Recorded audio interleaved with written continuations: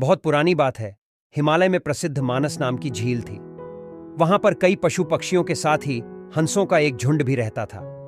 उनमें से दो हंस बहुत आकर्षक थे और दोनों ही देखने में एक जैसे थे, लेकिन उनमें से एक राजा था और दूसरा सेनापति।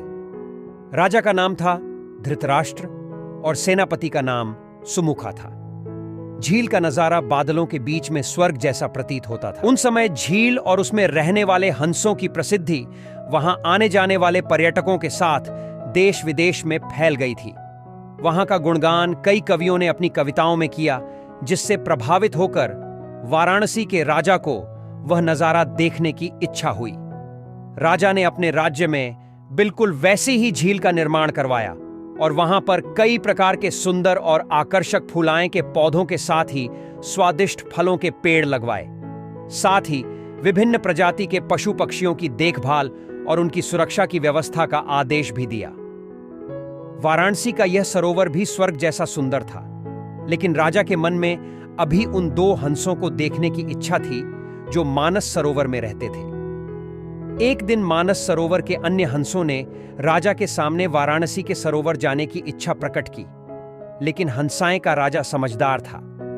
वह जानता था कि अगर वो वहां गए तो राज उन्हें पकड़ लेगा।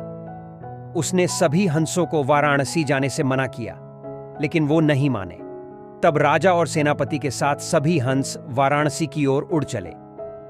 जैसे ही हंसों का झुंड उस झील में पहुंचा तो अन्य हंसों को छोड़कर प्रसिद्ध दो हंसों की शोभा देखते ही बनती थी। सोने की तरह चमकती उनकी चोंच, सोने की तरह ही नजर आते उनके पैर और बादलों से भी ज्यादा सफेद उनके पंख हर किसी को अपनी ओर आकर्षित कर रहे थे।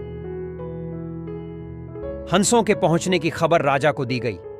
उसने हंसों को पकड़ने की युक्ति सोची और एक रात जब सब सो गए तो उन हंसों को पकड़ने के लिए जाल बिछाया गया।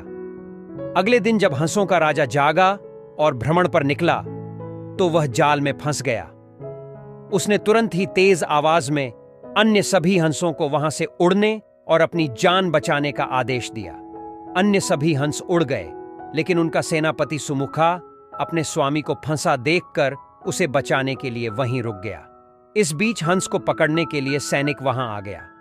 उसने देखा कि हंसों का राजा जाल में फंसा हुआ है और दूसरा राजा को बचाने के लिए वहां खड़ा हुआ है। हंस की स्वामी भक्ति देखकर सैनिक बहुत प्रभावित हुआ और उसने हंसों के राजा को छोड़ दिया। हंसों का राजा समझदार होने के साथ साथ दूरदर्शी भी था।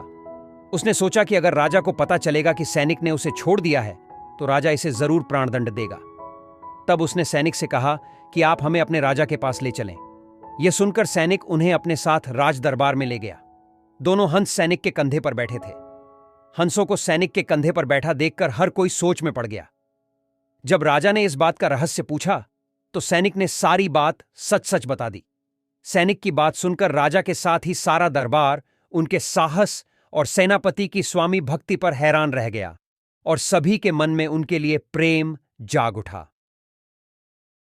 राजा ने सैनिक को माफ कर दिया और दोनों हंसों को आदर के साथ कुछ और दिन ठहरने का निवेदन किया। हंस ने राजा का निवेदन स्वीकार किया और कुछ दिन वहां रुककर वापस मानस झील चले गए। कहानी से सीख, किसी भी परिस्थिति में हमें अपनों का साथ नहीं छोड़ना चाहिए।